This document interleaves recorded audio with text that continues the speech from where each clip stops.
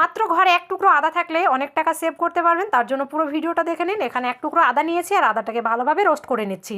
আদা রোস্ট করা হয়ে গেলে এটাকে নর্মাল জলে দিয়ে ভিজিয়ে রাখবো 5 থেকে 10 মিনিট। ভিজানো হয়ে গেছে, এবার আমি এটাকে পরিষ্কার করে নেব। ভালোভাবে খসাটা ছাড়িয়ে পরিষ্কার করে জলে ধুয়ে নিয়েছি। এবার ছোট ছোট করে টুকরো করে নেব। এবার ছোট ছোট টুকরো হয়ে গেছে আর জল দিয়ে পেস্ট বানিয়ে নেব। পেস্ট আমাদের একদমই রেডি হয়ে গেছে। আদার পেস্টটা দিয়ে নেব কড়াইয়ে, আঁচটাকে একদম কমিয়ে দিয়ে 2 মিনিট এটাকে রান্না করে নেব।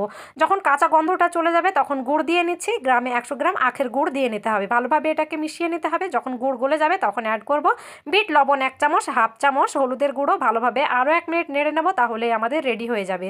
আর এই শীতের সময় বাচ্চা ছোট বড় সবাইকে সকালবেলা 1 চামচ করে দেন। কোনো রকমভাবে জ্বর ঠান্ডা কাশি কিছুই হবে না। আর রোগ প্রতিরোধ ক্ষমতা কিন্তু বেড়ে যাবে। তাহলে যদি আমাদের রোগ আক্রান্ত না করতে পারে তাহলে ডাক্তার কাছে যেতেও হবে না। তাহলে হলো তো কিছু টাকা সেভ। আশা করি এটা যদি নিয়মিত করেন